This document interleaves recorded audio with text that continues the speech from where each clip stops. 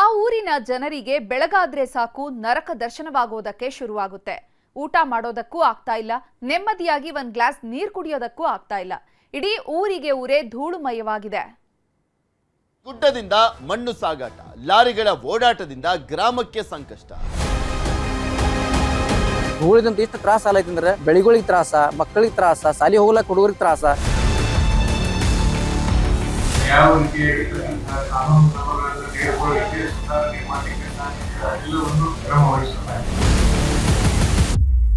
ಇಲ್ಲಿನ ಚಿತ್ರಣ ನೋಡಿದ್ರೇನೆ ಗೊತ್ತಾಗುತ್ತೆ ಈ ಊರಿನ ಜನ ಅದೆಷ್ಟು ನರಕ ಅನುಭವಿಸುತ್ತಿದ್ದಾರೆ ಅಂತ.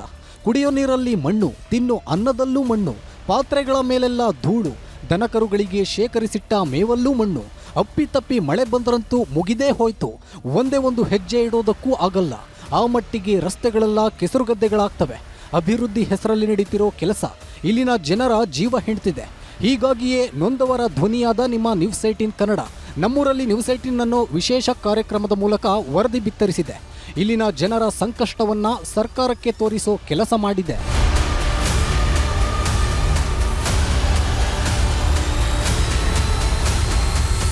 ಇದು ಬೆಳಗಾವಿ ಜಿಲ್ಲೆಯ ಕಾಗವಾಡ ತಾಲೂಕಿನ ಶೇಡಬಾಳ ಗ್ರಾಮದ ದೊಡ್ಡಮಡಿ ತೋಟದ ವಸತಿ ಪ್ರದೇಶ.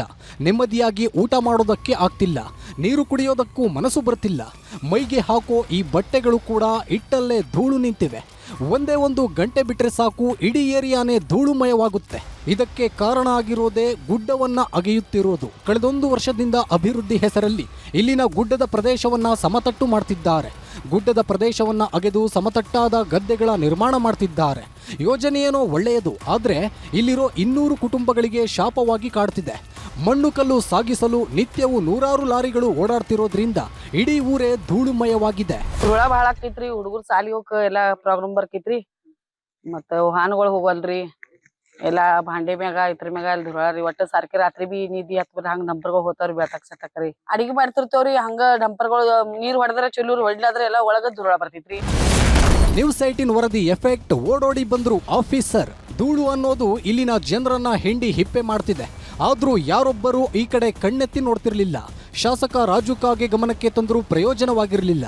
ಹೀಗಾಗಿಯೇ ನಮ್ಮೂರಲ್ಲಿ ನ್ಯೂಸ್ 18 ಕಾರ್ಯಕ್ರಮದ ಮೂಲಕ ಇಲ್ಲಿನ ಸಮಸ್ಯೆಯನ್ನ ಎಳೆ ಎಳೆಯಾಗಿ ಬಿಚ್ಚಿಡೋ ಕೆಲಸವನ್ನ ಮಾಡಲಾಗಿತ್ತು. ಯಾವಾಗ ವರದಿ ಪ್ರಸಾರ ಆಯಿತೋ ಅಧಿಕಾರಿಗಳು ಎಚ್ಚೆತ್ತಿದ್ದಾರೆ.